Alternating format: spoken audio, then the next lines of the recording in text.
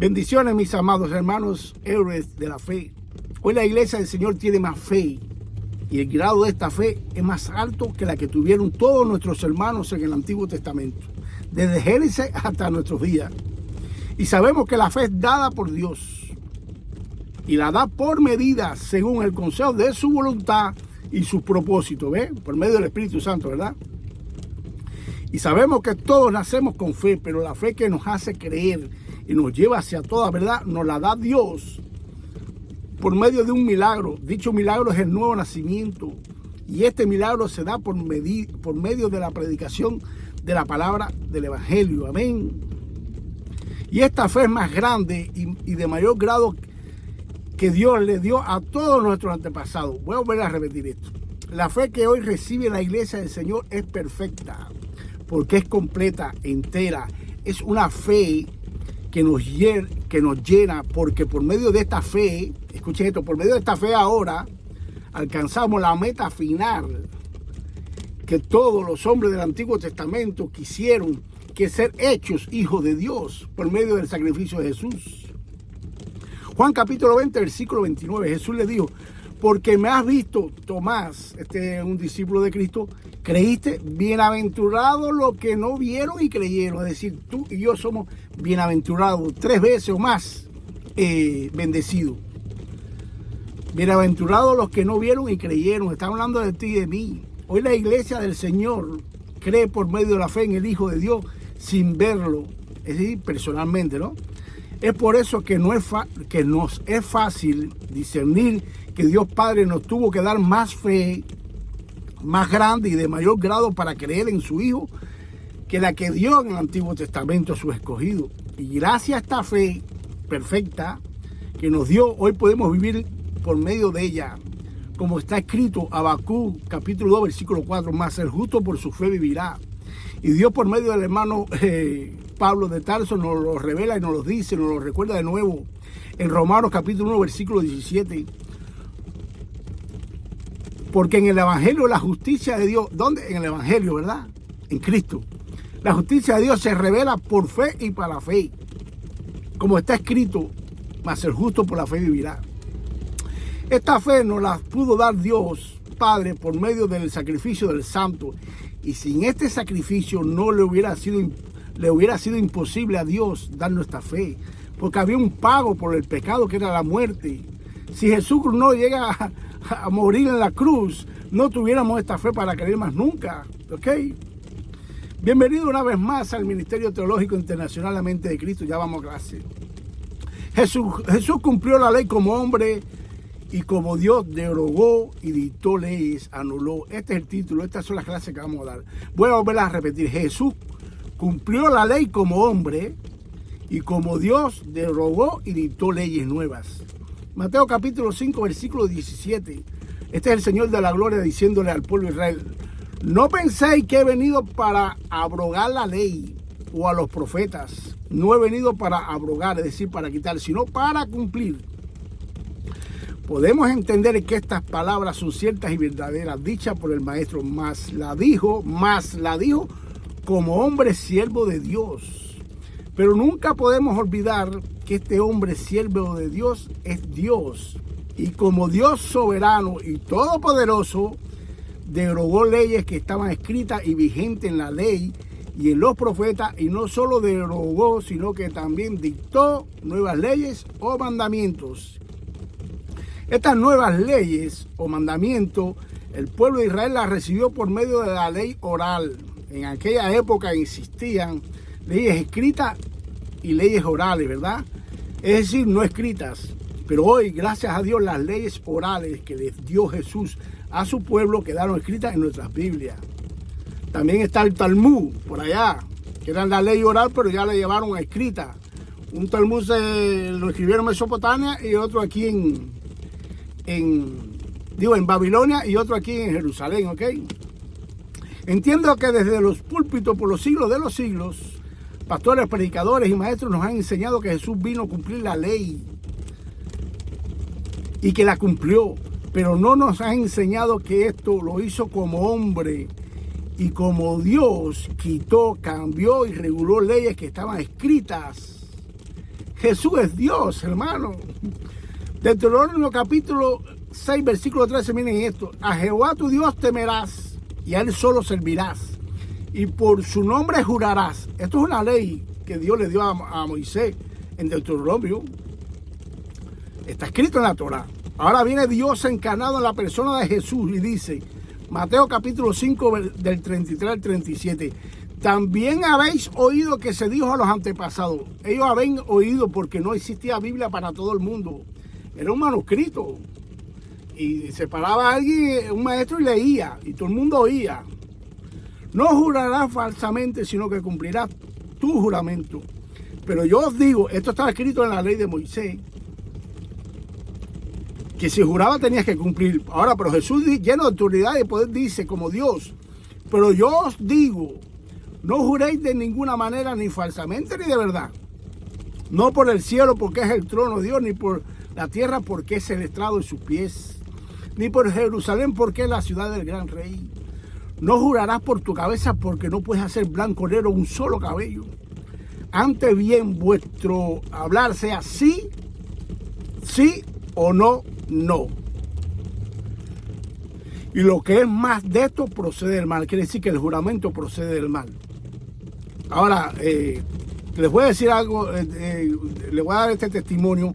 En mi caminar por toda esta vida, me he dado cuenta que las personas que mayormente juran son las más mentirosas. Y se valen de juramento para que tú les creas y caigas en su mentira. ¿No te das cuenta tú de eso también? Ahora tú me dirás, hermano Jorge, ¿Jesús prohibió el juramento por la cantidad de falsos juramentos que hacía el pueblo de Israel? Claro que sí, por supuesto que el Señor de la Gloria anuló esta ley o mandamiento por los falsos juramentos. Pero lo más grande de todo esto es con qué poder y con qué autoridad tuvo Jesús para derogar esta ley que nadie se había atrevido. Jesús es Dios. Este fue un sencillo ejemplo de lo que ya estamos estudiando, ¿verdad? Jesús, que Dios como hombre nació bajo la ley y en obediencia a su Padre las cumplió. De eso estábamos seguros todos. Pero como Dios derogó, cambió y reguló algunas. ¿Ok? Como todos sabemos, Jesús es la promesa que dio Dios en el jardín del Edén en Génesis 3. Al caer el hombre, Dios promete un salvador para todos los hombres, y a partir de ese capítulo Dios comienza con su plan de salvación a revelárselo a todos sus escogidos, profetas, maestros, reyes. ¿Ok? Desde los primeros capítulos de la Biblia, Dios revela que la salvación de la humanidad viene de él. Ahí están los salmos de David y otras cosas más. Y no de ningún hombre, raza o pueblo. Por supuesto que Dios utiliza como herramientas útiles hombres de distintas razas, de distintos pueblos, para hacer efecto su plan, para materializarlo, ¿verdad? Nadie ni nada creado en este mundo se puede jactar o vanagloriar de que gracias a él fue salvo alguien, fulano o mengano. Nadie puede hacerlo. Juan capítulo 4, versículo 22. Vosotros adoráis lo que no sabéis. Este es Jesús hablando con la mujer samaritana. Nosotros adoramos lo que sabemos, porque la salvación viene de los judíos. Dios encarnado dice que la salvación viene de los judíos, porque Él es judío. Pero no dice que la salvación es de los judíos. Pues todos los hombres desde el Antiguo Testamento sabían que la salvación es de Jehová, y que Él iba a mandar a su Hijo, y que este Hijo era de su misma esencia y de su misma sustancia. Es decir, que era el mismo Dios. Amén. Salmo capítulo 2, versículo 12. Honrad al Hijo para que no se enoje. Ya le estaban llamando hijo ya a Jesús. Y perezcáis en el camino, pues se inflama su ira. Esto es un salmo mesiánico, ¿eh? En Juan capítulo 10, del 22 al 42, miren esto. Jesús tiene un encuentro con los líderes religiosos de aquella época. En Juan 10, versículo 24, la gente de los alrededor le preguntó, ¿hasta cuándo nos tendrán en suspenso? La gente, no solamente los religiosos de la alta alcurnia de la ley, no, todo el mundo. Si tú eres el Mesías, dínoslo sin rodeo. Versículo 25, Jesús le contestó, yo ya les dije, y ustedes no me creen, la prueba es la obra que hago de mi Padre. Y muchas cosas más habló Jesús ahí cuando estaba confrontando esto. Ahora, pero presten buena atención a estos versículos que les voy a dar. Esta es la enseñanza clave de esto. Versículo 31 al 33, dice el 31, una vez más la gente tomó piedra para matarlo, una vez más. Jesús dijo, bajo la dirección de mi Padre, he realizado muchas buenas obras, por cual de ellas me van a apedrear, a matar. Versículo 33, mira lo que le responde el pueblo. No te apedreamos por ninguna buena acción, sino por blasfemia. Tú, un hombre común y corriente, afirmas ser Dios. A la luz de la palabra podemos discernir que el pueblo de Israel sabía que Jehová tenía un hijo y que este hijo era el mismo Dios. Amén. El pueblo de Israel confrontó a Jesús no porque Dios no tuviera hijos, sino porque Jesús decía ser hijo de Dios. Y esta afirmación, según las escrituras del Antiguo Testamento, decir ser hijo de Dios es afirmar ser el mismo Dios. Amén. Pues este Jesús, que es Dios, tuvo dos naturalezas, la primera divina porque siempre ha existido, y la segunda la naturaleza humana. Esta doble naturaleza se conoce en la teología como la unión hipostática de Cristo. Es decir, Cristo fue 100% Dios y 100% hombre. Estas dos naturalezas nunca se mezclaron ni se unieron. Estuvieron la persona de Jesús desde que nació hasta que resucitó de entre los muertos. Pastores, predicadores y maestros, vamos ahora a volver a la ley. Ha enseñado que Jesús, al venir a la tierra y volverse hombre, renunció a su deidad, es decir, a sus poderes y autoridad como Dios. Esto es falso, esto no es. La próxima clase vamos a estudiar a qué renunció Jesús. Imposible de que Jesús haya renunciado a su deidad como Dios.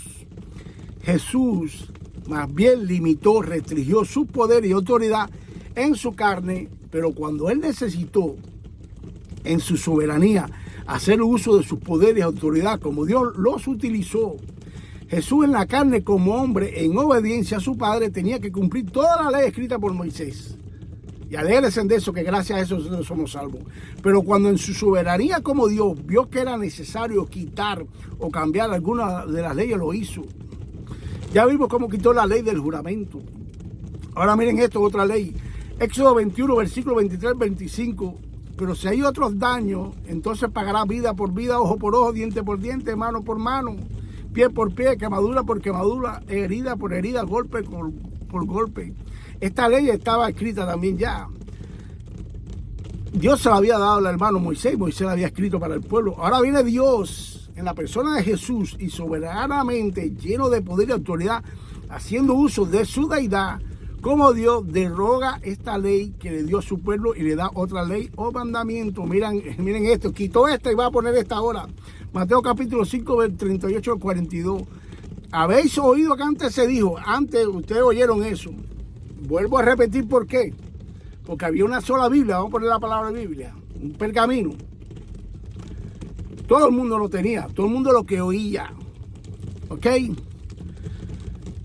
Habéis oído que antes se dijo, ojo por ojo y diente por diente, pero yo os digo, lleno de autoridad, lleno de poder. No resistáis a quien haga algún daño, al contrario, si alguien te pega en la mejilla derecha, ofrécele también la otra. Hasta aquí llegó la ley de Moisés de ojo por ojo, diente por diente. La ley escrita de Moisés en Deuteronomio capítulo 21 quedó nula completamente. Ok. La ley del divorcio. ¿Qué decía la ley de Moisés? Que te podía divorciar por cualquier cosa. ¿Qué hace Jesús protegiendo a la mujer más bien que al hombre?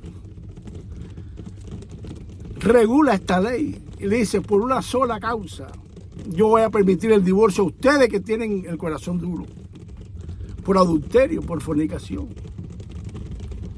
Prácticamente anuló, abolió toda la ley esta del divorcio por cualquier cosa y puso esta. La autorizo.